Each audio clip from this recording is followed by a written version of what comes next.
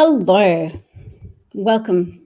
Thanks for joining me. Today, we're talking about Michael Atkinson, the Inspector General of the intelligence community, who has been fired by Trump today.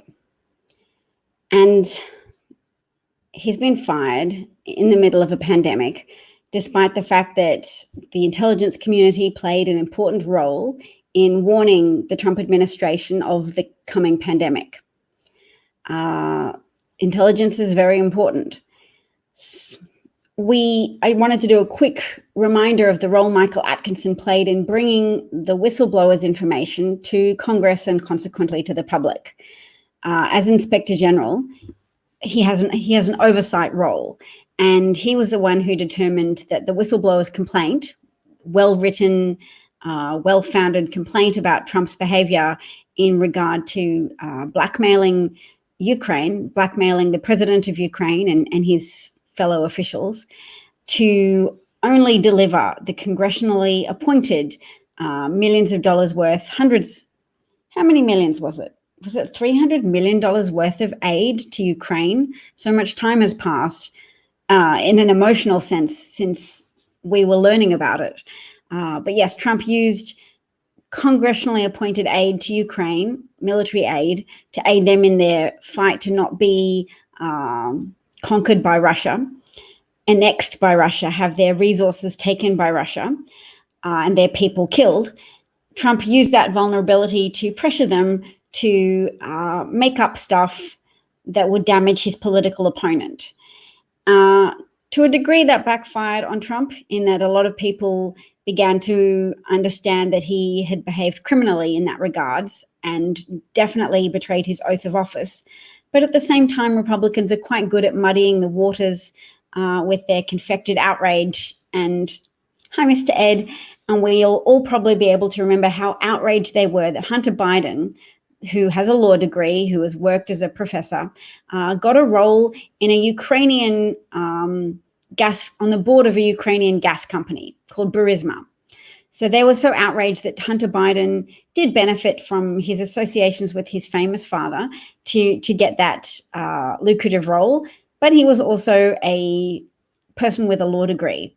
So had a series of accomplishments, even though he suffered brain damage at the age of 2 when his mother and sister died in a car accident. That's Hunter Biden losing a sister and a mother and suffering from brain damage at the age of 2 in a car accident, then later pilloried by the Republican establishment for having benefited from being the son of a former vice president.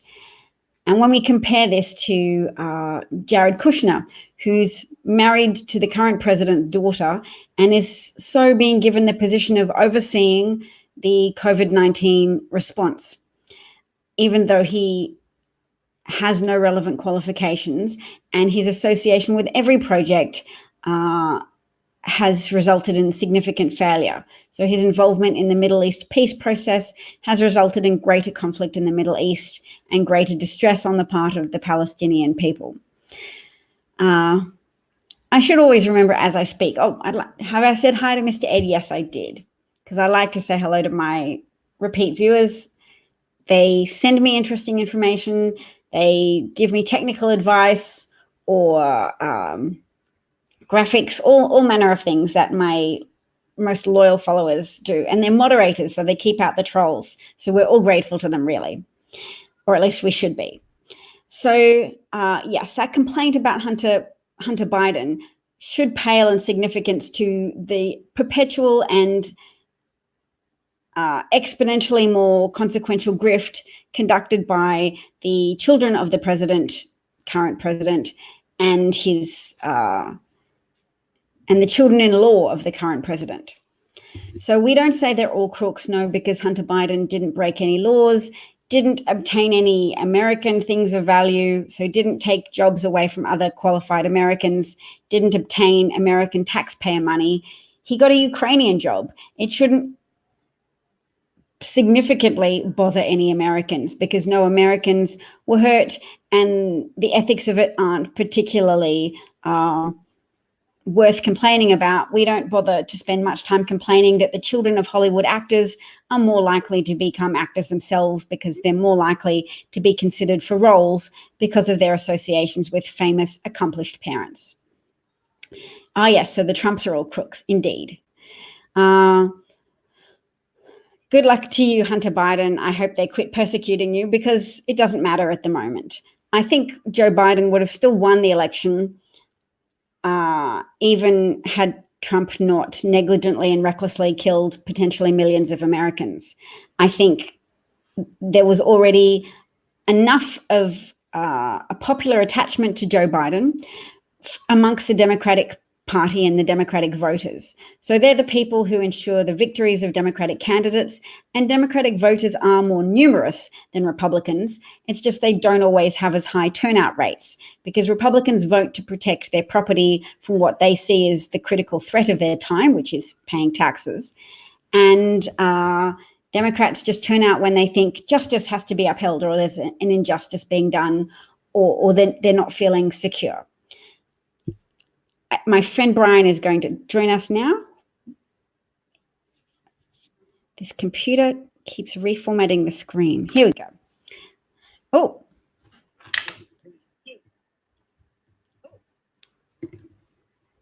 Hello. Am I here? Hi, Brian. Now I can hear you. Hi. Okay. Thanks for joining me.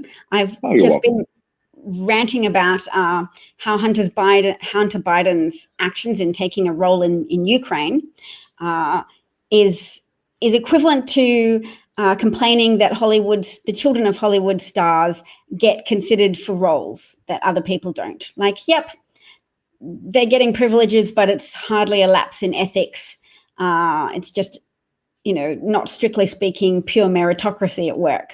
But Hunter Biden has a law degree, so he has accomplishments on his own merits, in contrast to the significant lack of accomplishments of Jared Kushner, who's a failed businessman, and the husband, I was about to say wife, the husband of the current president's attractive daughter, who the president says he would date if she wasn't his daughter. Yes, that's if people really want to speak to the fact of somebody getting somewhere that's not on their own merit, the entire Trump family is that case, point in case. Yes. Hunter Biden, yes, does have his own law degree. He went to law school. He passed a law board. He is licensed to practice law. That's how it works. Yes. I don't know that any of the Trump children have any licenses of any sorts to practice law or medicine or anything other than business degrees? Yes.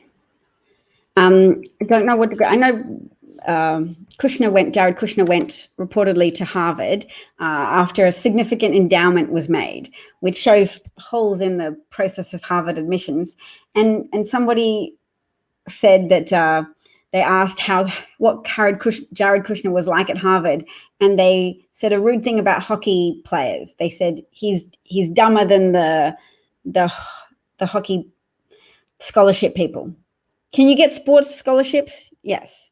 So they were rude about sports people, but in their efforts to denigrate Jared Kushner's intelligence, which seems fair just from listening to Jared Kushner speak. Not fair to hockey people, but fair to denigrate Jared Kushner's intelligence. Yes. Someone wrote, "We're led by trust fund babies and sociopaths." Good summary. Thank you for that. Yes. Yeah, that's very true. That's very true. And we are led by trust fund babies and sociopaths because of the electoral college system and just a confluence of factors that got out of hand, of American intolerance for the modern day ethos of being more secular, less religious, and more slightly negative in perspective, in that we keep talking about how to improve things and being less racist or whatever. That slight feeling of not everybody on the left is super patriotic. They want to criticize America. Well, we'll just show them by voting for Donald Trump, who's very positive about America. and very positive about what he'll do for America. And more Americans are waking up now to the terrifying consequences of accepting Donald Trump's promises at face value. Yeah, Donald Trump's, he hasn't really kept any of his campaign promises. Everything that he ran on, he has not done. Everything that he said he wouldn't do, he has done. He said he would repeal and replace Obamacare within the first however many days he said he was going to do that. That didn't happen. He couldn't even get it repealed, thankfully, for millions of Americans that depend on it. Thanks, John McCain. Yep. Yes, exactly. Thank you, John McCain. May he rest in peace. Yes. But the biggest thing that I see is that he has all of these, I don't want to say failed promises, because they weren't really even promises. They were just, it was like empty promises. I don't even know, how would you say that? How do you say empty promises? He made empty promises seem satisfactory to me. He made those promises, but what his base understood more was the implied emotional promise. He validated their spitefulness. America is living that cut off your nose to spite your face homily from Trump voters who were hoping that people of color would be hurt more, that whatever hurts they sustained through Donald Trump's leadership, that people of color would be hurt more. But I mean, I will give them credit for, they thought it would work. They thought that positivity, that America's great, you shouldn't criticize it, and we will be carried forwards by the force of Donald Trump's positive focus. So this is where I accuse some Americans of being victims of that approach of Dr. Norman Vincent Peale, who wrote The Power of Positive Thinking, that idea that they needed to vote for someone who just said, there's nothing wrong with America, you're all the elite. Anybody who's ever felt less than or belittled or criticized or not had their greatness recognized because they didn't achieve in a scholastic sense or they didn't get a college education. Donald Trump harnessed that grievance culture, harnessed that thinking of, yes, I have more that hasn't been recognized. So I won't just call it grievance culture. Some of it was real. We don't always recognize the worth of people. And maybe America was a little over-focused on materialistic goals as if that was the only way to express worth. We stopped talking about character so much and we started talking more about appearance and houses. Not everybody did that, by all means, no, but it was capturing more of the public conversation. So people who thought, hey, I have worth, and the left says that America is not perfect. Well, I'm going to take that personally and use that as a stand-in for any emotional grievance I've ever felt during my life, and that Fox News has told me as a consequence of gay people wanting equality or people of color wanting to have reparations or anything like that. That's just my speculative gambit on what fed the emotional climate that brought us Trump voters. So I'm not even going to say brought us Trump. I want to use a wider angle and say how were Trump makers created? And I know there's people who've devoted their lives to this more in a research sense, and they've said it's a myth that it was poor people who voted for Trump. People with an income of less than $50,000 per year were more likely to have voted for Hillary Clinton. And I'm talking American dollars, but people probably expect that anyway. But it was more likely to be white, middle-class people without a college degree who constitute a significant portion of Trump's base. And yes. Yeah. And I think some of that is true. I think that a lot of if you break it down here in the United States and you break apart those people into I don't want to say classify them, but kind of put them in their own group. A lot of those places are in these battleground states or in these southern states that still hold a lot of racism. That still sport the Confederate flag, and you hear about Ku Klux Klan rallies happening and things like that are still happening here in the United States, where you don't hear about that kind of stuff as much, nearly as much in your Democratic states up in the Northeast or out in California. A good friend of mine, his wife is Black. He's a white guy. Yes. They grew up, both of them grew up out in Seattle. They moved here to Florida, and he said he had never experienced racism, or his wife had never experienced it until they moved here to Florida. Yep. Yep. So where were they from? They were from Washington State, both of them. Washington They were born and grew up out that way. Lived out in, I think, he grew up in Seattle. She grew up just outside of Seattle. Okay. I like this explanation as well that said it was a torrent of populist bullshit, because that fits in with my historical understanding of people like Trump, so that I don't have to look at Trump just as something that people didn't expect or understand.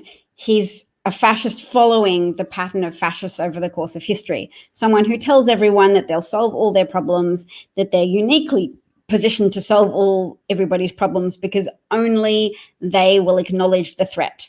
So for Hitler, he could say, yes, he could take the half-truth of communism being a threat. Communism is genuinely threatening to people's lives and livelihoods. It tends to oppress people and lead to genocide often, or at least mass death. So that's a real threat. And the person who came up with that political system was Jewish. So you take those circumstantial facts and you build a case against Jewish people and against bankers, and Jewish people were overrepresented in the banking system as well because they were forbidden to enter certain professions. And then you make the population afraid, and then you capitalize on that fear. And it doesn't have to be all the population. I think Hitler had at maximum 33% of the voting public when he was elected into power, because he was invited to form part of the government because there wasn't a conclusive election result. So for all Americans who say two-party systems are so terrible, no, what's actually terrible is inviting a Jill Stein type person to hold a role in the administration as a concession to weirdos. If Jill Stein was Trump or Hitler, and she kind of was, in that Jill Stein facilitated the election of Trump. So people who voted for Jill Stein, people who chose to lash out at the two-party voting system and said, no, two evils is, don't tell me I have to choose between the worst of two evils. I decide who's evil. They're both evil. I'm voting for Jill Stein. And now we actually find out that, no, there is such a thing as a worse option. And Donald Trump is that worse option. And the consequences are so enormous, not only for America, but for the world, because Donald Trump's approach, I think, has literally contaminated the thinking of leaders around the world. Obviously, I can't establish in any way, shape, or form how much he's responsible for people's impoverished responses to the coronavirus, but he's still the person a lot of people look to. He's the leader of the most powerful superpower still in the world. Although I know a lot has been done to diminish that, but America still is significantly the most powerful nation in the world. Yeah, and one thing with Trump as well is, as far as him getting elected, a lot of people that I have read, and a lot of like, not really historians, but people that have chronicled everything since the 80s and with Reagan, the Reagan era and everything leading up to it, and the corruption that has infiltrated the GOP since then has led to Trump. I don't think if it would have been Trump or instead of Bush, I don't think Trump would have gotten in then. I think it took this long for it to get to this point to where the GOP would get behind somebody like Trump and push him so hard. And then having a Black president really brought out the people that didn't want a black president, the people that were racist, the people that were totally against Obama just because he was black. They think that, oh, he's black, he can't do anything. Well, he did do something. He took us basically out of a recession that Bush had put us in. He fixed the budget that Bush had basically squandered away, that Clinton had fixed prior to. And like we were saying before, the Republicans, they break it and then the Democrats fix it every cycle. That's how it keeps going down. Yes. And I'm going to summarize what you were just saying, is to say that racism appears to have compounded the irrational hyperpartisanship that a lot of Republicans felt. Because if Republicans had already been groomed or primed to resent the idea of government itself since Reagan, I don't know who coined the phrase or the expression that the most terrifying thing to hear is, I'm the government and I'm from the government and I'm here to help. But I've heard that from conservatives. That's terrifying. And we're here now to know that those are fake fears and that is fake terror. And the real terror is having a government who is not here to help because they've been elected by a critical, not even a critical majority, but a critical mass of people in electoral college significant states, pushing that person into power. An electoral college that was massaged in part by the Kremlin and Saudi Arabia and Israeli intelligence services, helping glean data from America, from stolen data from Facebook, from people's personality quizzes on Facebook, to find people with a Machiavellian triad of personality characteristics, narcissism, and some other ones. But there was a triad of fateful personality characteristics that highlighted those people to be targeted by Kremlin propaganda. So you could push those people over the psychological edge to the point where, say, they would support Bernie Sanders and hate Hillary Clinton, to the point that they would vote Donald Trump out of vengeance against the establishment. So you already had like Reagan libertarians who hate the government, and then you had Bernie Sanders people cultivated to hate the establishment. And that was a compounding factor. So you have people's denialism of Obama's economic accomplishments for the American people, and that helped a lot of voters think, I'm voting for change for a successful businessman because Obama hasn't delivered, even though he did. He put the American economy on an upwards trajectory after a Republican president had tipped your economy into negative territory, significant negative territory. The global financial crisis was not to be sniffed at. So yes, thanks for joining in. Boxing MMA agrees with us, Brian, that there is an established pattern of Democrats having to clean up the economic mess that Republicans leave the country in. And we have to say, what fuels that? What fuels that undeserved perception of Republicans as being good economic managers when the converse is true? How does that happen over and over again? I don't know. I think part of it goes back to so many one issue voters believing in the Republican Party, so many anti-abortion people, so many people, and that's the only thing they vote for.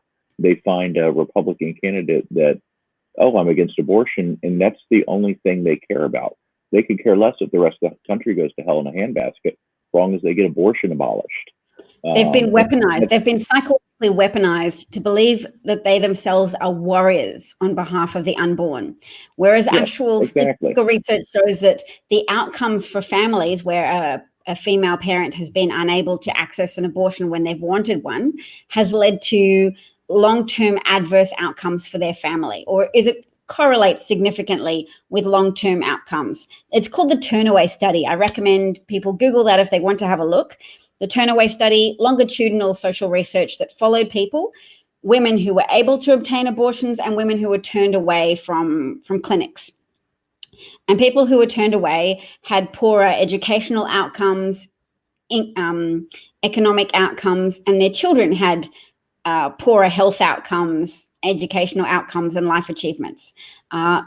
Just suggesting that the children the pre-existing children of women who wanted to limit their family size by terminating an unwanted pregnancy were more likely to struggle to get resources they needed to learn, struggle to get the resources they needed to be healthy. And that's replicated at such scale that it turns up as a robust finding in a longitudinal study. So all of those people who have been psychologically weaponized through their church, through the spread of that idea that we are more pure than others because we fight for those pure unborn children. It's like, well, you're actually fighting to consign families in need to suffering and to worse outcomes. But they choose that path of conferring spiritual worthiness upon themselves for their fight to remove legal rights for women from women. Yeah, they do. And I think that more people are realizing that. I think that more independent voters that might be on the fence about one way or the other are looking at this whole situation and saying, this is not working out. We can see with the pandemic that's going on right now, we knew this was happening back in December. We knew, and we did nothing until the middle of March. Trump did not even acknowledge that there was a pandemic until the middle of March. And then all of a sudden he's like, I knew it was a pandemic long before people were calling it a pandemic. Well, why didn't you say so? Yeah, there's two layers. There's Trump's public denialism, which reduces public compliance with the measures that were introduced, at least at some point, because they've already been primed with that repeated exposure to Trumpist statements that it wasn't a problem. That was then echoed by Trump's followers and symbiotic parasites in Fox News, the Sean Hannitys and the Rush Limbaughs saying it's just a cold, it's just the flu. We feel fine now. And you sent me this morning a tape, which I think we'll have a look at because it's so valuable. It's so valuable that the Daily Show hold these people to account and use that documented footage to share with people. And I hope he gets a big audience for that compilation of Fox News hosts all undermining and belittling the virus and the pandemic, and the response of scientists to call it a pandemic, and the response of the media to report on that label of the virus as a pandemic outbreak. Because they will pretend that they never said those things and that they never did that. And what I wanted to say about the two layers was public denialism that the virus was a problem, and then private inaction. So it's not like he was just lying to reassure us, but still did the work of preparing. He both lied to the public and failed to take the measures to prepare for a virus. Even if it didn't happen, even if the pandemic hadn't happened, he didn't go through and check on the strategic stockpile and replenish it. He didn't put in place an order to end the exportation of American supplies of masks, gowns, and respirators. So none of that action was taken. I don't know if you saw any of the press conference or have seen or heard any of it from today. He's still, at this point, over 3 years into his tenure, blaming Obama on the lack of stock and the stockpiles and the lack of laser-guided missiles for the military and all these different things. That, okay, you've had 3 years to fix this stuff. What have you been doing? If there was such a short supply of these things, why have you not taken steps to fix it before now? Why is it all of a sudden now it's a problem? What have you been doing other than golfing? He's been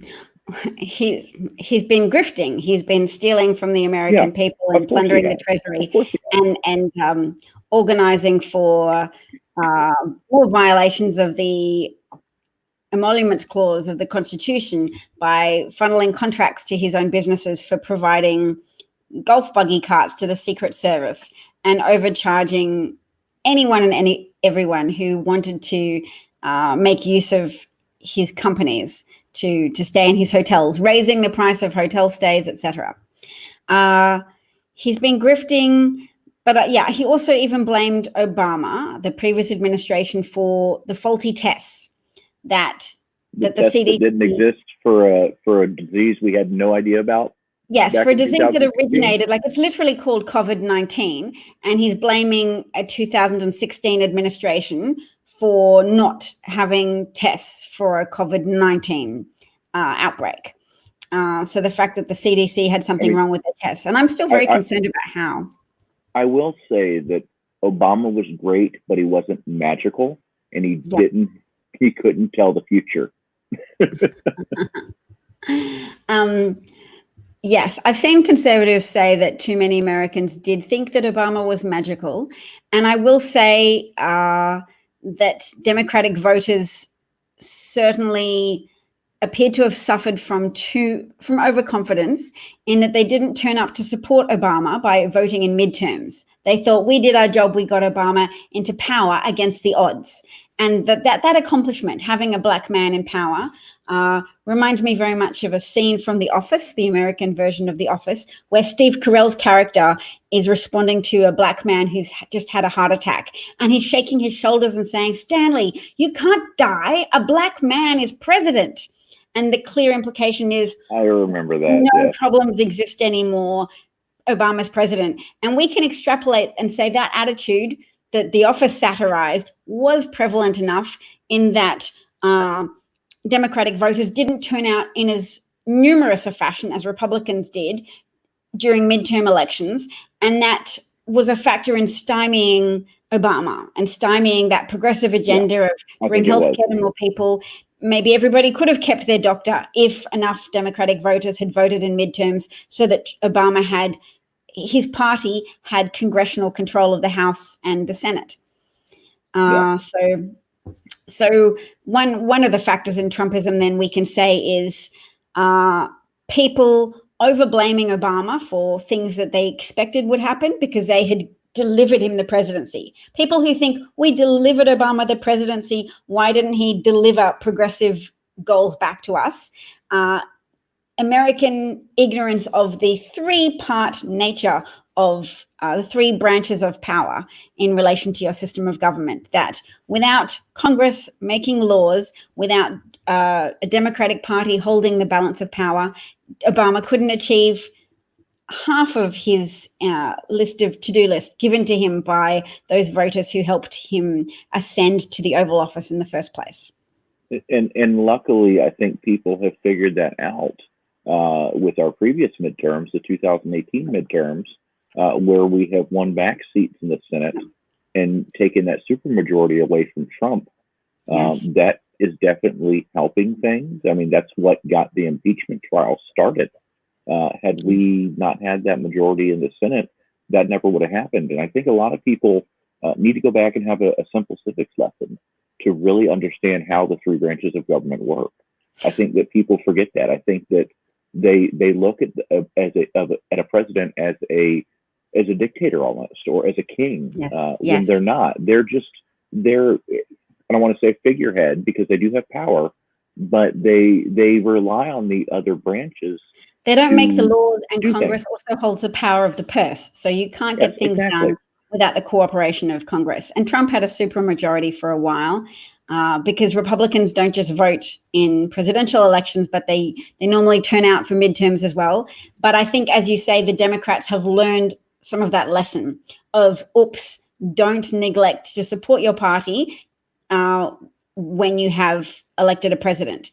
There's a pollster, a political scientist called Rachel Bitkofer, and she says, yes, her research indicates that what drives turnout, what wins elections is turnout, and what drives turnout is negative partisanship. So if you're afraid of what somebody else will do when they get into power, if you're somebody from the party you don't support gets into power, then you turn out. So Republicans turn out because they're afraid Democrats will tax them. And Democrats turn out when they're afraid Republicans will trash the economy and deplete their savings and ruin their lives. I just looked at my 401k the other day. I've lost 25% in it right now.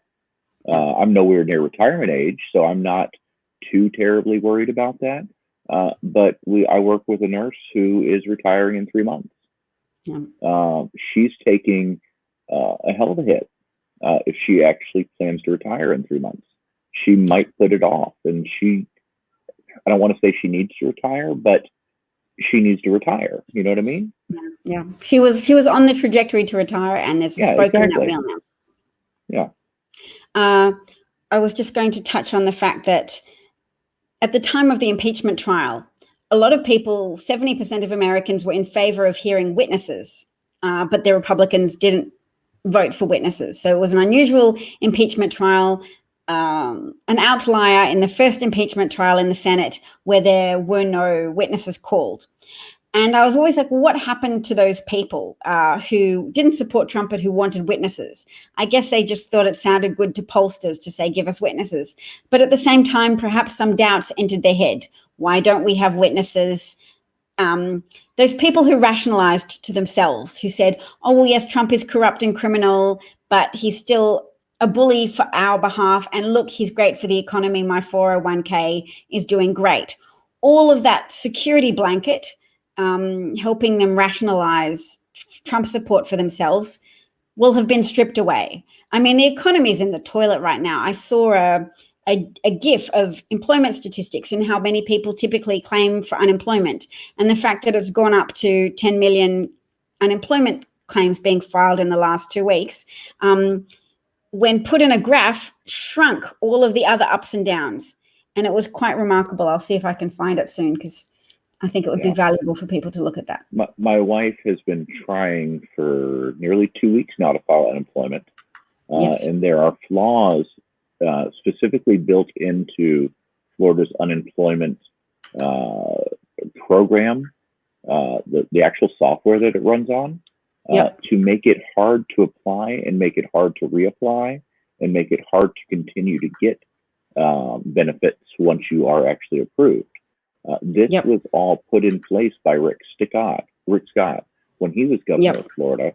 And it's been shown that he purposefully did this to try and keep numbers artificially low. And there have been numerous people that have come forward in the last week that have been talking about this. And I've seen probably 5 different news stories just about this just here in Florida. So Republicanism, libertarianism, saying it's better if people don't file for unemployment benefits because it makes our statistics look good. And then we have lied and cheated our way to a claim that we have reduced unemployment. Similarly, with the White House trying to kick people off SNAP benefits, off food stamps, to say, and they're already trying to sell that as an accomplishment of like less people on food stamps. And it's not less people needing food stamps. It's just we're kicking off. We're leaving more people to starve to death. Accomplishment.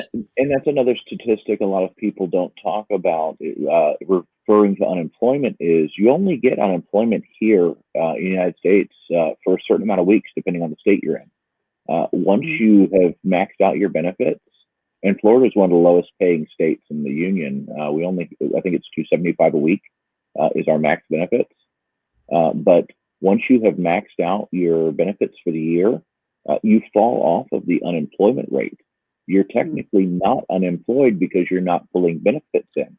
So even though you may still not have a job, are off the statistics. What a piece of, I have a swear word for that, but I won't say it. It's been that way for years here in the United States. Years. I had read somebody say that Americans assume that they have a functional safety net, and often they don't. No, it's nowhere near what other industrialized countries have.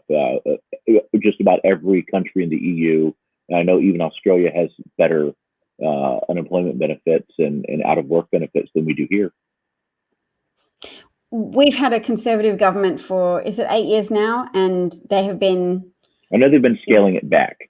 Scaling back and doing Rick Scott things, making it more difficult to apply, making the organization that deals with unemployment claims, they're called Centrelink, making it really difficult to register with them and get hold of them, like just cutting back call center people so you can't get through to them, so people give up, and just really difficult reporting requirements. So you have to go to a certain number of job interviews to be able to keep receiving your unemployment benefits. And then if you miss one, if you can't produce a doctor's certificate, they'll just take your payments away, just making it really onerous.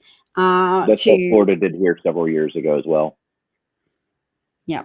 Now, I have to warn a regular listener of mine, and he says, with all love and respect, people, is Biden truly the best we can do to save the world? I will tell you now that I will cheerfully block people, not for that comment, but if you continued with that vein, because respect the democratic will of the Democratic voters. They have chosen someone with established competence on a world stage, with pre-established relationships with other foreign leaders, who is therefore well placed to repair some of the most significant damage that Trump has done to relationships between America and other countries.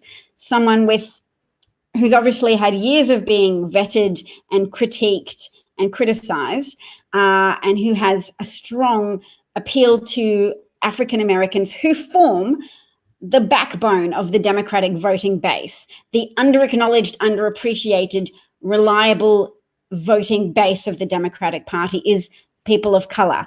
And they started supporting Joe Biden, and everybody else has noticed that and fallen in. So if you're a person who can't fall in with acknowledging that Joe Biden is a presumptive nominee of the Democratic Party, then I will cheerfully mute or block you, because I will not allow my broadcast to be turned into a infectious zone for circulating, undermining rhetoric for the presumptive nominee. So he's starting the process now of vetting potential running mates for vice president. And I'm on board with supporting that. I'd love it to be Kamala Harris, because, as I said, women of color in particular are the most reliable voting bloc that comprises the base of the Democratic Party. And that would be excellent, because she's very well qualified. Her questioning skills are excellent, and she would bring to the job so many qualities, as well as a strong progressive voting record. So basically, if you're on my channel and you want to make political commentary, don't say anything to undermine Joe Biden or Kamala Harris that is based on what you think may be a marvelous argument, but is likely to be based on Kremlin disinformation and Bernie Sanders propaganda. And Bernie Sanders has already ruined one election with amazingly critical consequences for America and the world. I don't facilitate a repeat of that scenario. So that's just my 2 cents on that. Preach, yes, preach indeed. Many in the European Union have loved Joe for decades. That's a good point. There's certainly a lot of appreciation for Joe Biden in Ukraine, where he helped organize international pressure, or just helped lead it, because there was pre-existing international pressure to get rid of a corrupt prosecutor, Viktor Shokin, who was abusing power to allow corrupt companies to continue to act corruptly, and thus undermining Ukraine's ability to attract international investment and undermining Ukraine's ability to prosper as a nation. So Joe Biden helped bring pressure to bear powerfully in that circumstance, got Viktor Shokin fired. No, it had nothing to do with Hunter Biden, because Burisma was one of the companies that Viktor Shokin wasn't prosecuting. That was part of his corruption, was failing to prosecute this gas company that was known for behaving corruptly. So Joe Biden absolutely did the right thing. He's loved by Ukrainian people, hence the popularity of Burisma trying to rehabilitate its image by hiring a child of Joe Biden with a law qualification to sit on their directorial board. So yes, and Kamala Harris, her progressive voting record is the best in the Senate, far better than Bernie Sanders, who has been endorsed by the NRA, sabotaged the Brady Act, I believe, which was seeking to hold gun companies liable for deaths committed with weapons purchased from gun manufacturing companies. And yes. So I hope people enjoyed that rant. It's been an emotional journey learning about American culture and the dynamics of American politics, but it's all worth it if I help give a platform to people who do support Joe and Kamala.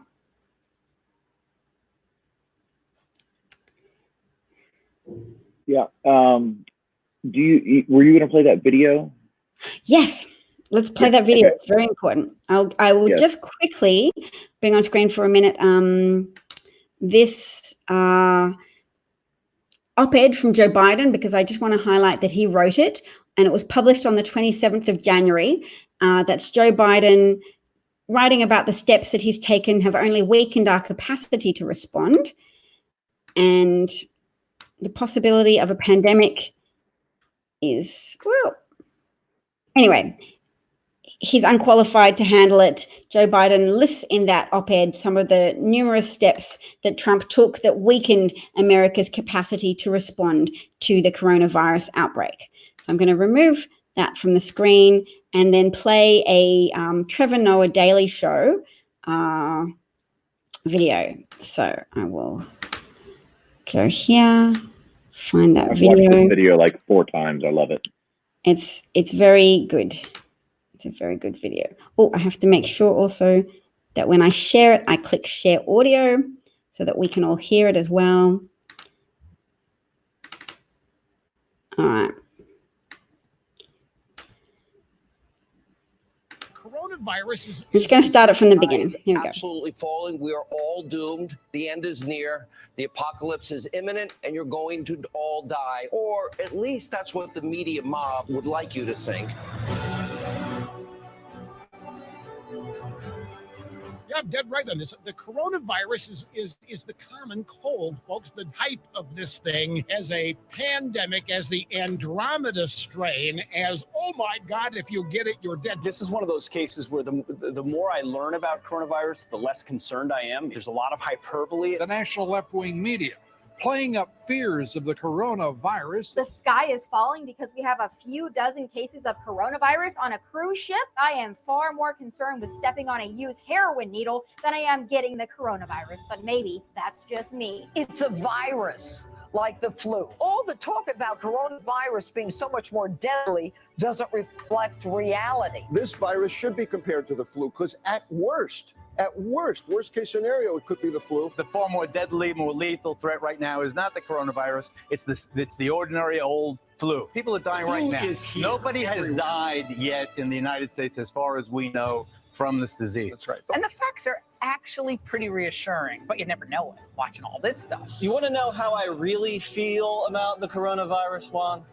If I get it, I'll beat it. I'm not afraid of the coronavirus, and no one else should be that afraid either. It is very, very difficult to contract this virus. It's milder than we thought. The fatality rate is going to drop. So when you hear the context, it's not quite as scary. It's actually the safest time to fly. Everyone I know that's flying right now, terminals are pretty much dead. And then the planes, remember back in the day when you had a seat next to you, possibly empty, you could stretch out a little more? It's like that on every flight now. One of the things you can do if you're healthy, you and your family, it's a great time to just go out, go to a local restaurant. Yeah. Likely you can get in easily. Republican Congressman Matt Gaetz mocked concerns about the spread of virus by wearing a gas mask on Capitol Hill. When a reporter in the Capitol asked Senator James Inhofe of Oklahoma, 85, what precautions he was taking, he extended his arm with confidence. Want to shake hands? In our line of work, you shake hands. I expect the president will continue to do that. I'll continue to do it. We have contained this.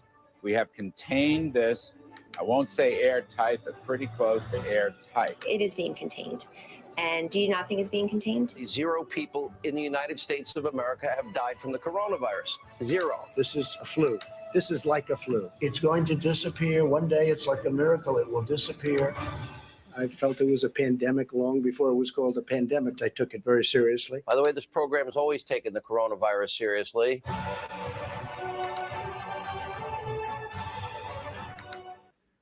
All right. Okay.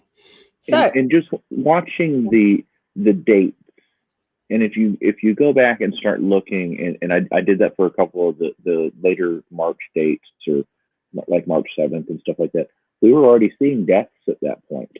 Yes. We were already seeing, we already had multiple cases in Washington State, multiple cases in California, a few popping up here and there, I believe in New York, and a couple of other hotspot places that are now becoming epidemic areas, little small pockets of epidemic, like down in Florida here now.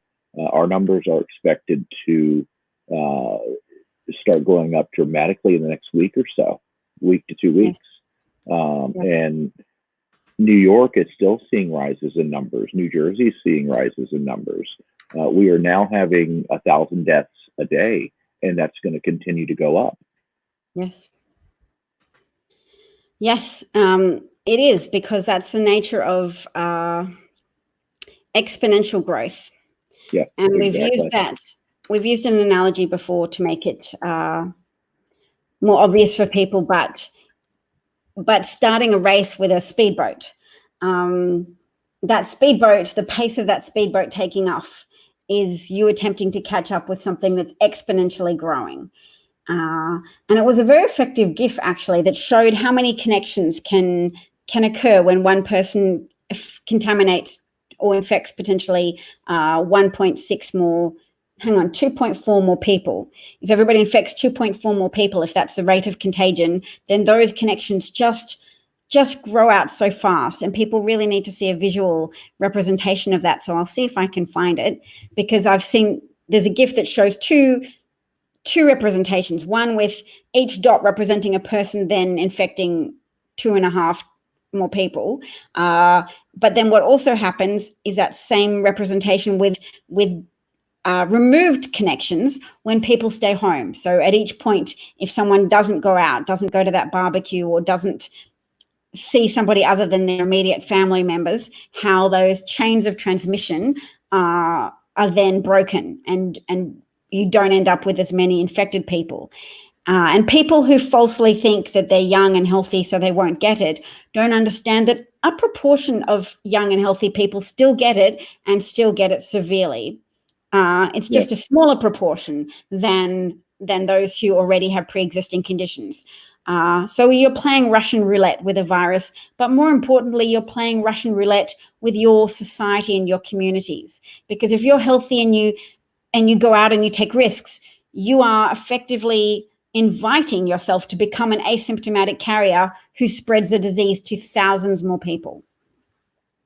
Yeah, exactly. I believe we're around 9,000 in Florida. I haven't seen the latest numbers for Florida today. I look at pretty much the national numbers. I kind of started a tweet that I did maybe a week ago, and I've continued to bookmark it so I can continue to update the statistics on this tweet and retweet it with the new statistics each day. And with good. The new numbers. We now have more cases than Italy and Spain combined. Because we're at, I think, 270,000, 260,000. And those two combined are about 140,000. Yep. 240,000. They're about 30,000 behind us right now. Yeah, there's that. Your rate of increase of the death rate is higher. The slope is steeper.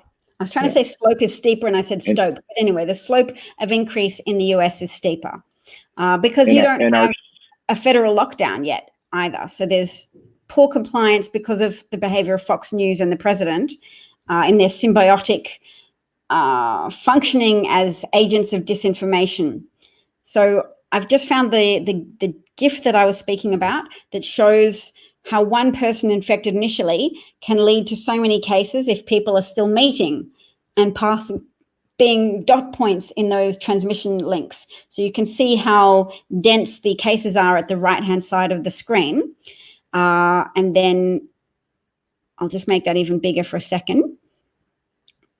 Or when people stay home. So this shows how each point of people not meeting others, so that every interaction that we can reduce, every interaction with other people, human beings that we can eliminate, leads to lower cases, would lead to a diminution of that infection rate and consequently that death rate that's so high. But yes.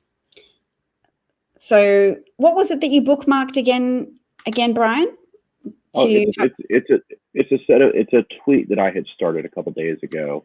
About a week ago, I started kind of doing like the numbers and like the percentages of death, like the death rate, the death percentage here in the United States.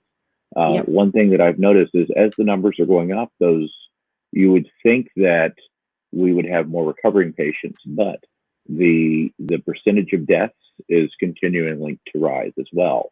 It was as low as I think 1.9% when I first started doing this. Today, I think it was 2.6 or 2.7%. So it's continuing to go up rather than either stay the same or go down. And I don't know why that is. I know like Italy, their death rate has been high because they were hit so hard so quickly. Yes, they were. And their population is a much more geriatric population. Which the average age is higher, and older age is a risk factor. And that's a problem here in Florida. Our population is made up of a bunch of retirees from up north that have moved down here, and they're living out their golden years in retirement in Florida. Yeah. So I consider Florida will be the Italy of the United States. Yes. Because Ron DeSantis has done enough to quell the situation here. He's still allowing churches to attend. He's still allowing the beaches to stay open. He's not mandating that the beaches close, that the churches continue to not meet, that not more non-essential businesses cease operations for the time being. I have two work in progress assumptions that I'm making. And one is that Trump was potentially encouraging people to overlook the coronavirus, that he was sabotaging testing so that people didn't know they had it, and therefore people didn't blame him. And then I think scientists convinced him that the death rate above expected death rate would be so substantial, the increase. What is it called? The departure from norms, that he couldn't really get away with pretending that it wasn't happening and just go, oh, yep, the flu was just worse than usual this year. And that potentially he let Ron DeSantis sabotage Florida in that way because perhaps he was hoping to swoop in like a savior with offers of additional help. But he's lost 13 points in the last week in terms of approval ratings for how he's handling the virus. So I think the media is at least doing enough, or the non-Fox media is doing enough to get the message out there that there are some fatal, literally fatal flaws in Trump's approach, and that the lack of a federal lockdown and the priming Trump supporters to spread the virus. And a lot of Trump supporters are wealthier than people think. So they travel interstate, they travel overseas. They're prime candidates for spreading the virus if they flout lockdown orders and they continue to travel and they don't stay at home and they say, whatever, I know this is really a Democratic hoax and a beat up. And it takes people a while sometimes to move on from their previous convictions. It doesn't take a while for Trump because he's a liar who can just say whatever's convenient to say on a daily basis, and he doesn't get whiplash from changing his position. But normal people don't court intellectual backlash to that extent. So if they've already told themselves and they've already been exposed to a lot of Fox propaganda saying that it wasn't a problem, if they've already listened to and nodded along with Rush Hannity saying the coronavirus is a cold, sure, the coronavirus is a cold, this is COVID-19, and we now often say coronavirus meaning COVID-19 and not the branch of corona illnesses, which includes the cold amongst that number of viruses. So, yes. Yeah, there are four main coronaviruses right now. There's the one that causes the common cold, which we all get from time to time. There's the one that causes SARS and the one that causes MERS. And then there's COVID-19. COVID-19. So I think COVID-9 is SARS, and I can't remember what MERS is. I'd have to look it back up. we can look it up. I wanted to share with our viewers, and I'm calling them our now, Brian, team. We need a name for what we do when it's you and I broadcasting, but I'm just going to add this to the screen. Oops. Like this, so that people can see a Twitter account of someone who does stories, statistics, and scatter plots for the Financial Times, because he's pioneered this approach, and a lot of people now, you'll see those graphs in circulation. So if you want to follow the Twitter account of the man who created those graphs and updates them on a regular basis, they do different things. I can just click on some different graphs here. So this is if we just look at new deaths. So on the x-axis, we have daily corona deaths with a 7-day rolling average by number of days in each country since 3 daily deaths were first recorded. So here you've got it broken down. There's New York, which has a very steep curve there. And there's Florida, which has really accelerated in the steepness of curve there. People can't see my mouse, can they? Can you see my mouse on screen, Brian? Hold on. A little white. Yeah, I can. Oh, you can? Okay. So yes, Yeah. Florida, very steep there. So not as many daily deaths yet as New York, but in terms of projected trajectory, yes, on track to even overtake New York, which squares with your speculation that Florida will be the Italy of America, or it'll be those counties in Italy that were very hard hit. So China, you have that first province of Wuhan that they've apparently suppressed cases, and they've taken adequate suppressive measures. What's WA? Is that, I wonder what that stands for in this graph. Is there a state called WA? Is that West? Oh, Washington, yes. Yep. Okay, so that looks like they've been able to flatten their curve a little. And someone was reporting as well that California has flattened their curve because of the measures taken by Gavin Newsom. So that's good. Here, this graph, that if we look at a lot of Asian countries, so South Korea took very widespread testing measures, which you've probably heard about a lot. And what they found with those testing measures was there were a lot of asymptomatic carriers. Approximately 50% of infected people have no symptoms. They still are spreading the disease, and the bulk of those asymptomatic disease spreaders are between 20 and 29 years old. So when Florida was still allowing spring break to go ahead, what the governor of Florida was doing there, Ron DeSantis, was allowing infection to be spread all over America, for people to come from southern or Midwestern or other states, congregate in Florida, mix with each other, have a lot of interpersonal contact, which is very good for spreading the disease, because you can get it even from talking in close proximity to people for an amount of time. And then flying back all over America to spread that pandemic. Thanks, Ron DeSantis. We can't even just say, oh, people with a Republican governor will have the disease. Everybody is getting more cases of the disease because of the actions of Republican governors all over the United States. And look at these Asian countries whose trajectories are leveling off.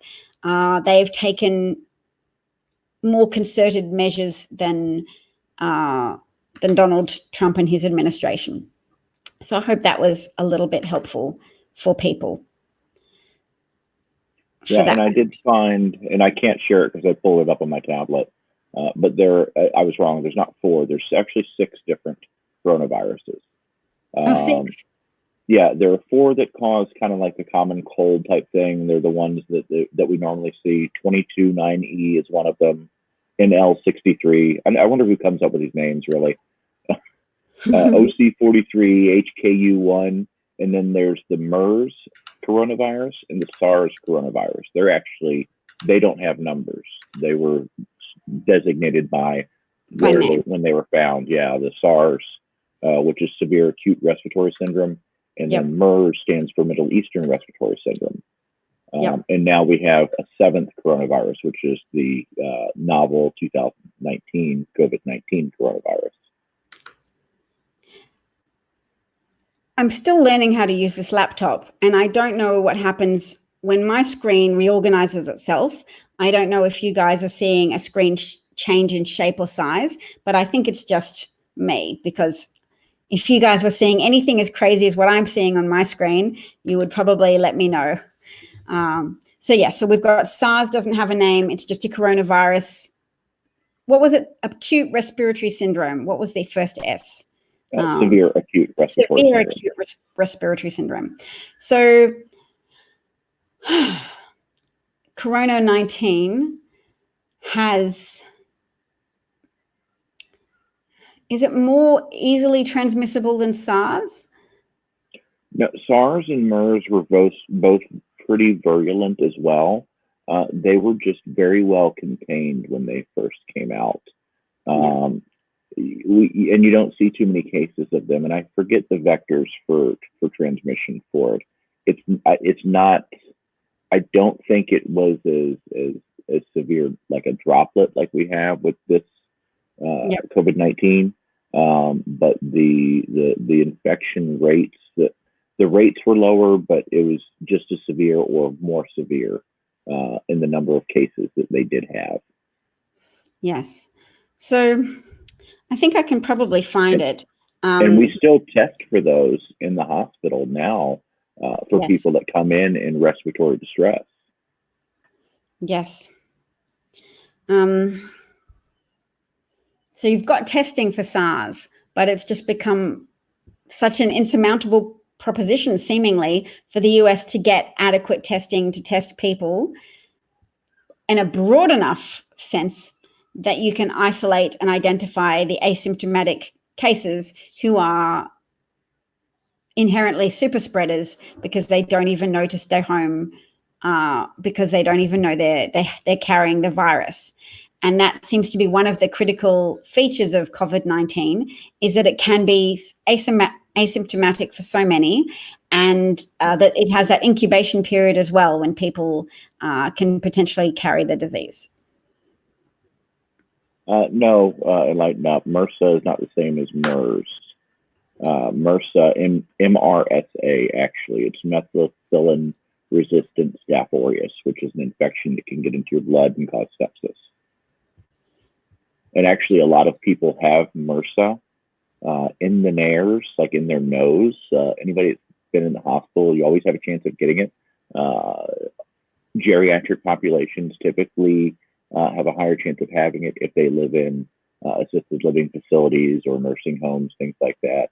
When it's in the nares, it's pretty much, it's not even an issue, really. It's just a Staph aureus that is very hard to treat. We do have treatments for it, but a lot of times people don't finish the treatment.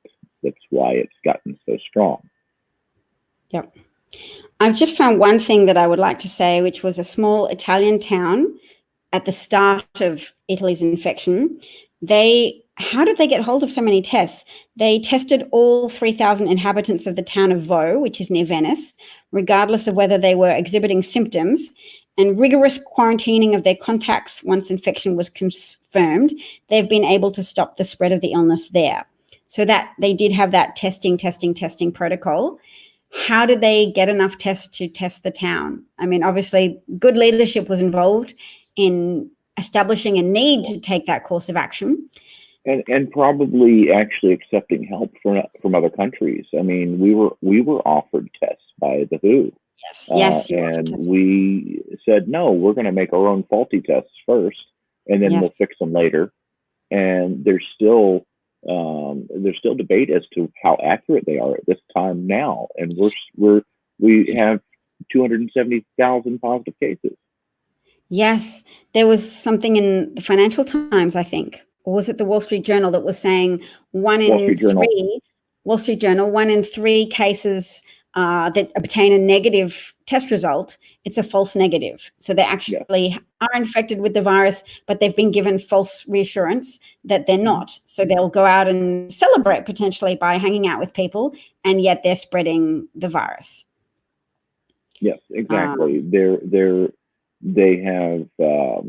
They're getting a false sense of, oh, I'm fine. And then they go back about their regular routine, their regular day, go see who it is they're going to see, go visit grandma, go visit their elderly mother in the nursing home or something. And now more people are getting it because of faulty testing. I know South Korea did a very good job with their testing and the way that they went about it. And I wish that we had adopted something more like that in the beginning. I think that would have saved a lot of lives, because right now we're expected, if you go by what the White House is saying, 200,000 people. And I guess Trump thinks that's a necessary sacrifice at this point to save the economy. I don't know. I don't know what his thinking really is. The more people that die, the worse the economy is hit. So yeah, I know. was Yeah. advocating last week for more economists to stand up to dispel that false dichotomy that exists, that is often presented to the public, that it's a choice of open up the economy or prevent the pandemic from spreading. And that's not the case at all, because if you open up the economy, it doesn't facilitate the economy. Philadelphia did that relative to St. Louis. Philadelphia during the Spanish flu kept the economy open, kept throwing parades, and they suffered more significantly as a consequence. Once the flu was even over, the greater numbers of dead people in Philadelphia was more of a drain on the economy than it had been a help to their economy in the first place of keeping things open. So that Trump plan of keep everything open, reopen the country up at Easter, would have been disastrous for the economy. It wouldn't have been Trump's making the choice of the economy. It would have been Trump choosing to sabotage the economy still further by way of not taking preventative measures seriously for the pandemic, because the pandemic kills people and dead people are a significant downward pull on the economy. Suppressive measures are actually a way of benefiting the economy by trying to contain the economic pain. And if you have appropriate, targeted, effective government help, you can do that. You can hibernate an economy and give payments to people to tide them over while the measures are enacted. And that would have saved not only American lives from directly impacted by the virus, but it would have saved American lives in relation to people not losing so much money and so much financial security that they perish from secondary consequences of rapid induced poverty. Yeah. I don't know that anybody could even explain it to Trump that way. I don't know that he would even listen to somebody trying to tell him something like that. He's just so hell-bent on his own ways and being right and his ego that he doesn't care about people enough to even listen, to even factor that into his equation.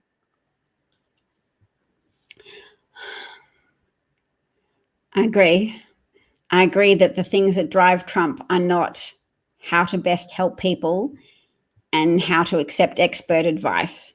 I agree that the things that motivate Trump are optics and how to extend and perpetuate a narrative that benefits him and that keeps or that sustains his image as an alpha male in the eyes of his followers.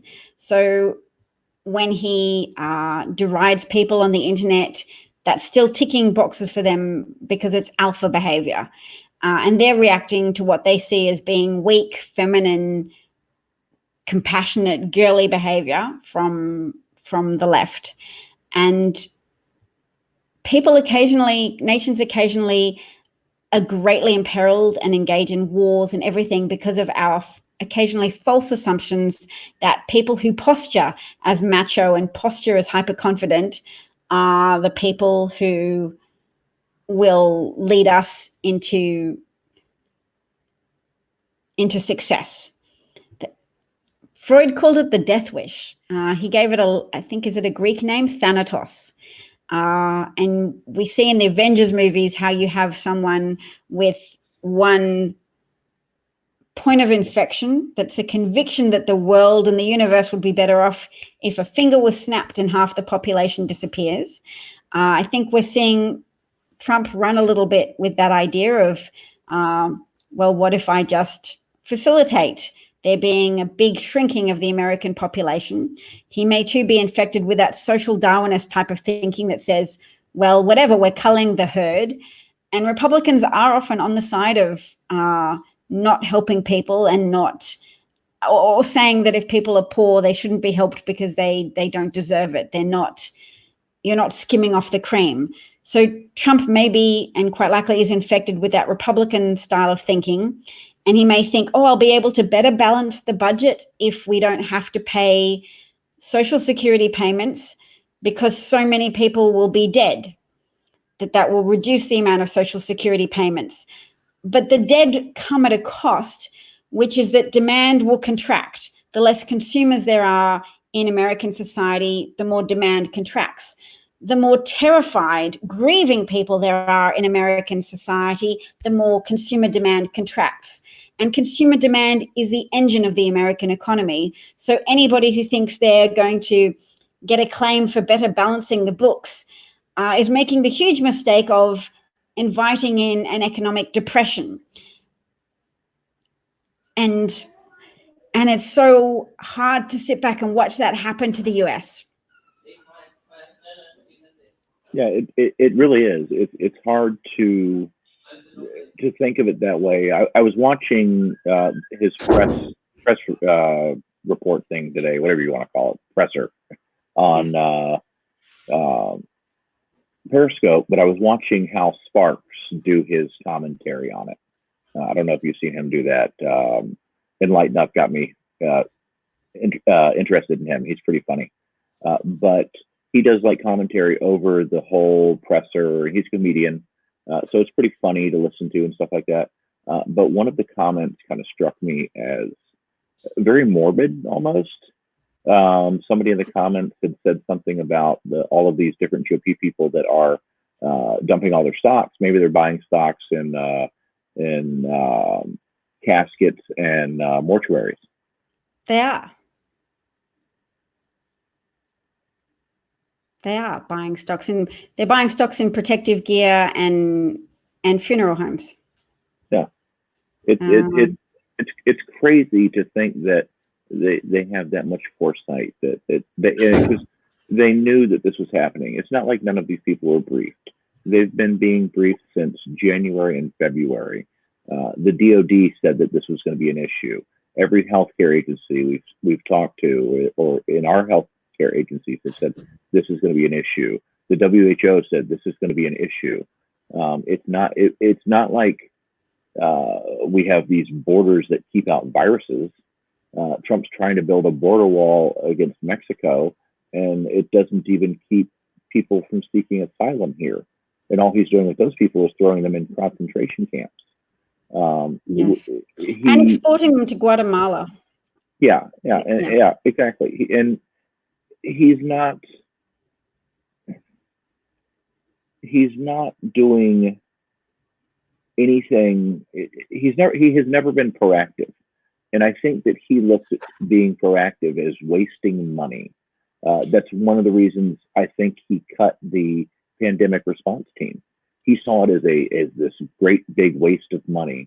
And now we're without a pandemic response team during a pandemic, which is the worst case scenario that we could have ever been in under any administration, much less one governed by Trump. What scares me is to think, what if Putin was giving him budget tips like, oh, this will be a great idea of what to cut back on. But what I would like to see is us focus sometimes on a smaller lens of what's happening at a community level, because we still need to put pressure on Trump and give impetus to that project of communicating with senators and governors to insist that measures be taken to support communities and the economy by not letting people get completely impoverished or lose their homes in the interim while suppressive measures are in place, but just to also celebrate the opportunities for an increasing community spirit, for the people helping people. It's not a substitute for federal action. So we need two fronts of, one, pressure on the federal government or other governors who can at least pick up the slack a little bit from the deficient federal approach. So pressure people to take those actions, and 2, to celebrate and participate in community action to help each other.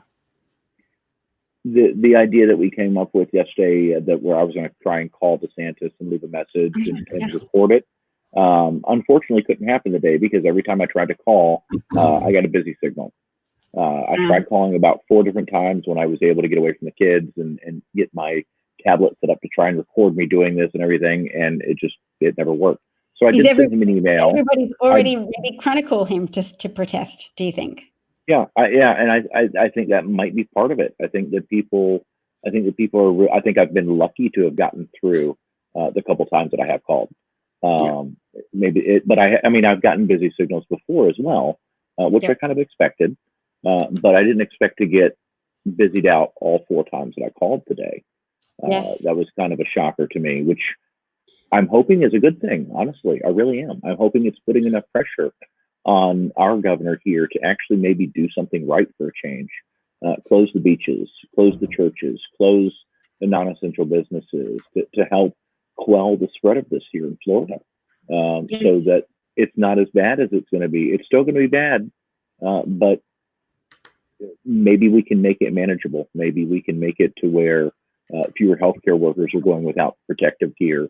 Fewer healthcare workers are getting sick and dying of this as well. Yes. Well, to get a leadership response that matches the spirit of so many American people who want to do the right thing, who want for healthcare workers to be protected, who understand that it's not just even about protecting the lives of the people who are looking after us, but to stop them from in turn becoming infective agents who are well placed to facilitate further spread of the disease if we don't take care of them, if we don't give them adequate gear. I'm going to share a Twitter account of a research group that people might have been hearing a little bit about lately because they've been doing daily polling. And let's have a look. They've been recording this increase in the disapproval rate of the way Donald Trump is handling the virus. So that's a strongly approve is 36 and strongly disapprove is 36 and strongly approve is 28. So if we add in the approves, let's see. I see that approve is going to, the strongly disapprove is going to be a subset of the disapproves. So overall 48% approve and 49% disapprove, but we can still see a trend line overall, and that's for a higher number of people strongly disapproving than people strongly approving.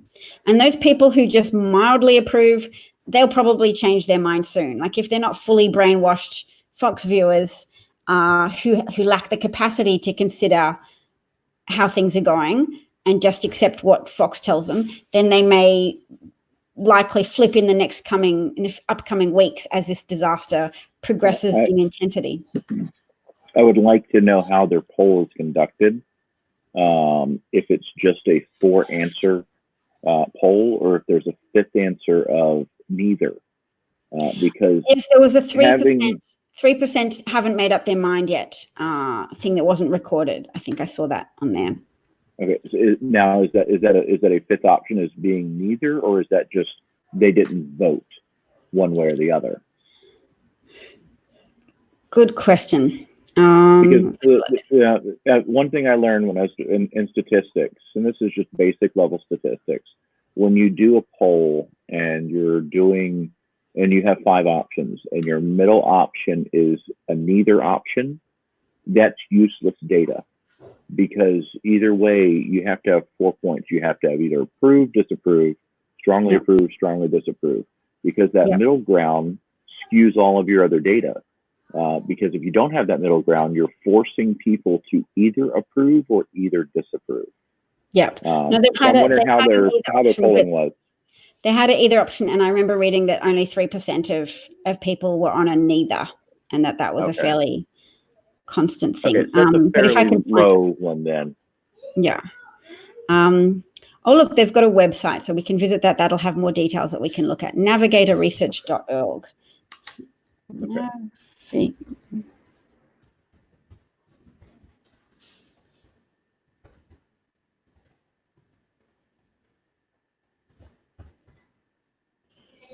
because I've seen them referenced by various people as well lately.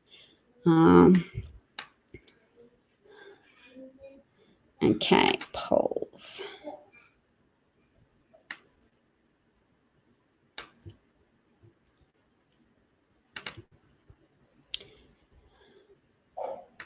Okay, so I'm going to take my Twitter account off the screen so I can add something else, which is from navigatorresearch.org. And that's going to be hopefully a slightly more fleshed out account of their report. So you can download their full report and read their poll top lines. Where did I see my data about 3%?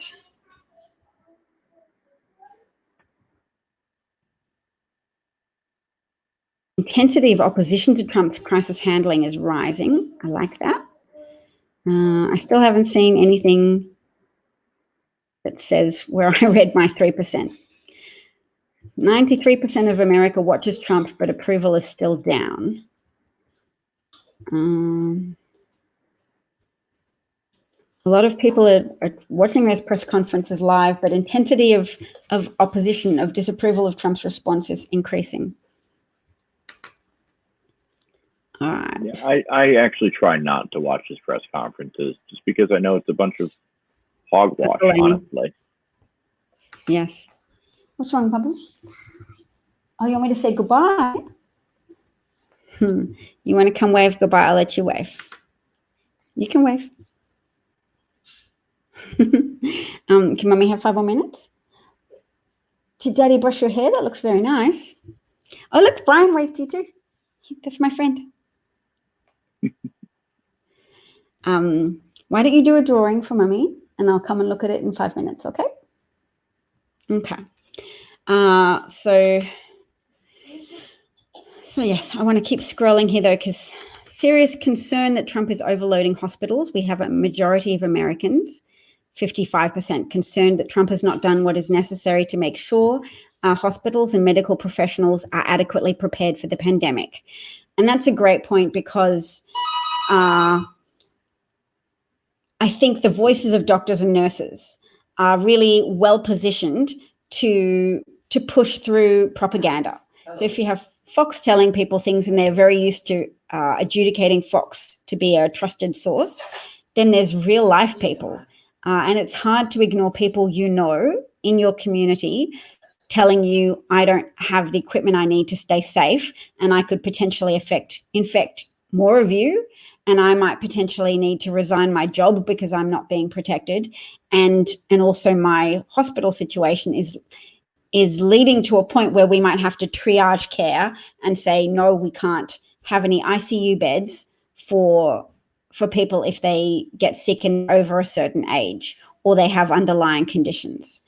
So I'm pleased that Americans, or at least 55% at this point, have those concerns, because that's 55% of Americans engaging with that very real, very strong piece of reality.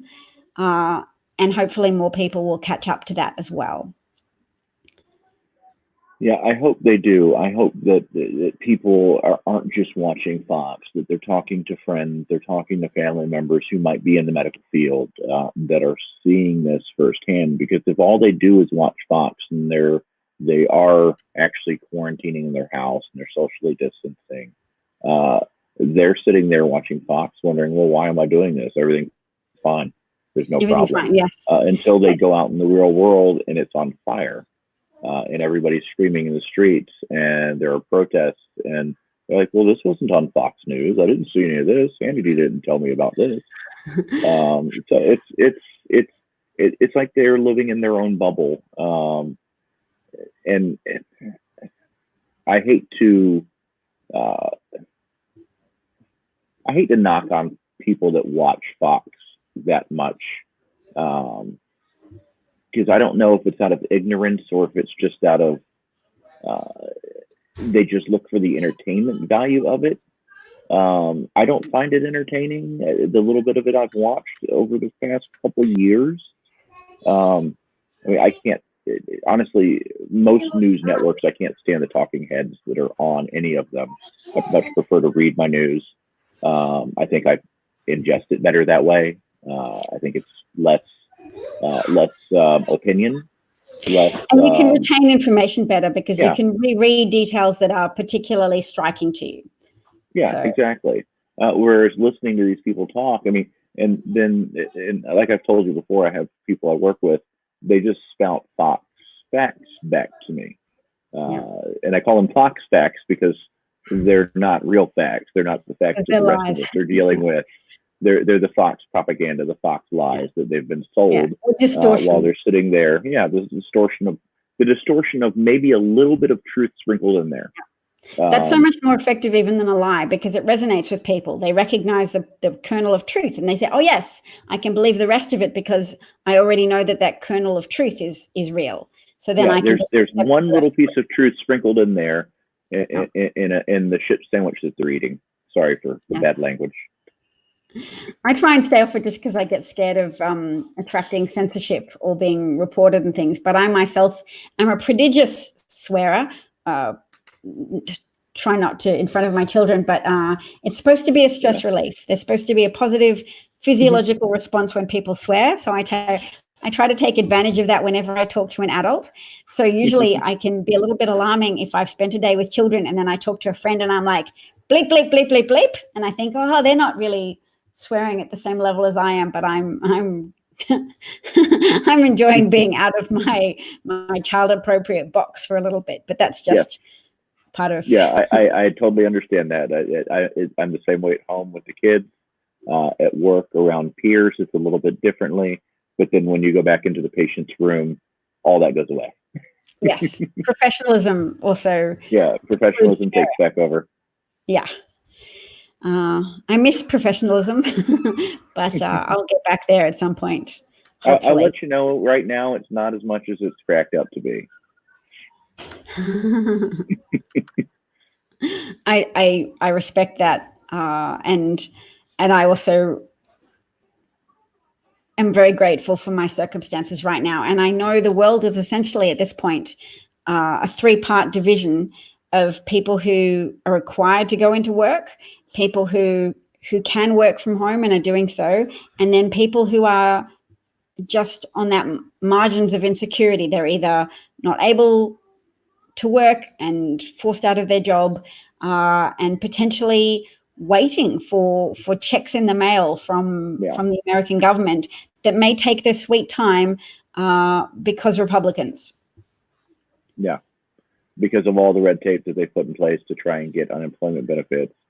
Because of the lack in urgency that seems to be apparent in releasing any stimulus money to people that really do need it.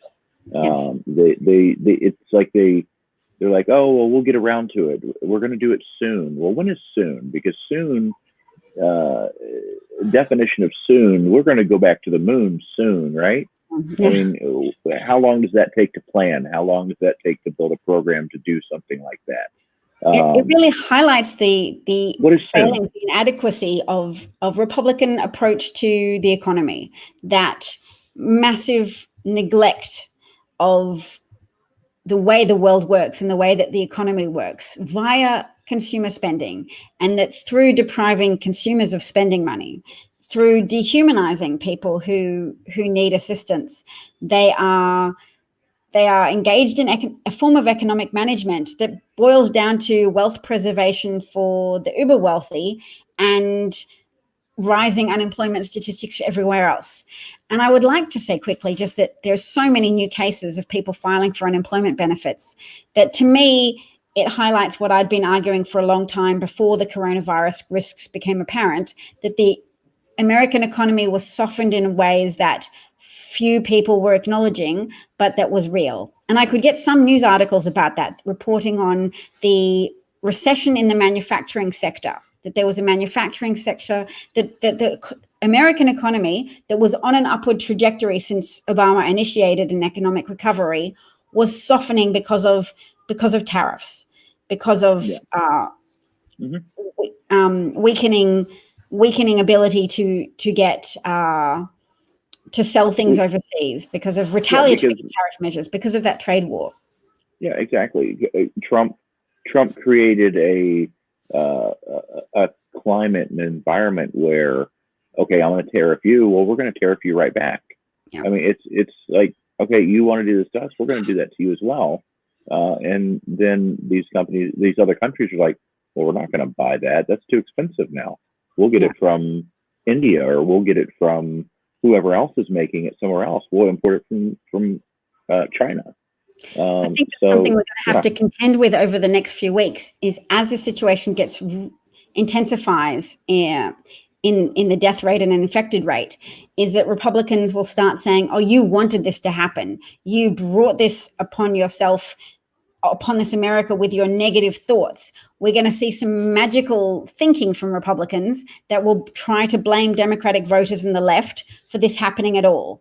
And to me, belief in Trump is a product of magical thinking in the first place. Like, oh, a white man who pretends to be a businessman, of course, he's magically the answer. So the next, I think, iteration of that magical thinking will be, Democrats brought this on us with their negative thinking. They wanted something bad to happen to damage Trump. And it's like, dude, he had already done enough.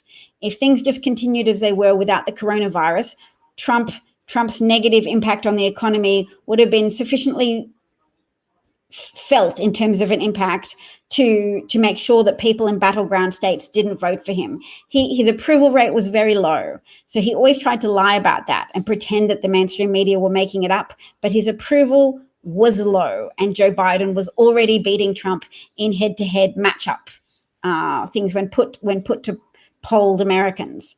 We didn't want this to happen. We didn't need this to happen. We didn't even want the economic damage of Trump's tariff wars, but it was happening, and it was there, and it was softening the American economy. And that American economy, having already been softened up, has been kicked in the nuts twofold by not only the pandemic virus, but by Trump's mass murderous, genocidal level of inadequacy of response. And for people who in the conservative camps are already planning on blaming it on Democrats for thinking poorly of Trump, no, we didn't want this to happen. And I'm going to get ahead of them and start saying that now. And I'll make a short video in the hope that people share that more on the internet to get ahead of it. Because you know what? I'm looking ahead down the track, and I'll say that's what they'll do. That's my prediction. That the next thing they do is say, we blame this tragedy on you because you kept talking about how terrible Trump was. You've made this happen with your negative thoughts. And that is some of the that's something that a religious zealot is going to push at a pulpit somewhere. That's something that some of these evangelicals are going to say, well, Trump is our savior, and all of this negativity has brought down God's wrath upon the Democratic Party, and it's going to wipe them out, and we will all be fine. It's that type of illogical thinking that makes these crack job evangelicals here in the United States even that much worse. And what gets me is I don't understand how people with half a brain can follow this stuff and be like, oh yeah, this guy's got it right. This is what we need to be doing. We need to give him all of our money. We need to tithe everything we got to this dude, this Joel Osteen, or this whatever his the guy with the jet and the scary eyes, who said he has to ride in a private jet because commercial air travel is full of demons. Yes, exactly. Yeah, we'll watch that video sometime. Yeah, that guy. He's a nut job too. I mean, they're all a bunch of all a bunch of nut jobs. Grifting nut jobs. Yeah, grifting nut jobs. Profit in meeting people's emotional needs. Making profit in a way where they don't even have to get taxed. That's the best thing, because they know. And it was, what's his name that came up with Scientology, L. Ron Hubbard, who said that the best way to make money is to start a religion. Yes. And that's exactly what he did, because he knew that, hey, you can do this and not get taxed. And I mean, Scientology is not, by any stretch of the imagination, a real religion. And it's based here in Florida, in Clearwater, less than 50 miles from me. It's not fair. It has a discouraging effect on other people's honesty to have such open grifts being allowed to get away with it. So America is paying a price for not prosecuting white-collar crime enough and allowing grifters to operate too openly in public, and Scientology is a grift, and being too indulgent and reverential towards religions when clearly a lot of religions have been pushed to replenish the pockets of their founders.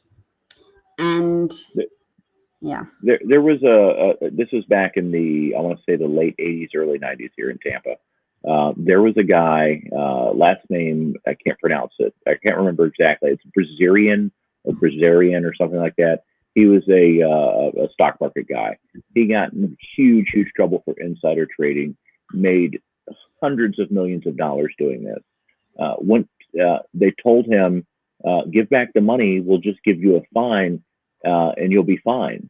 And he said, no, send me to jail. He got like 10 years in federal prison.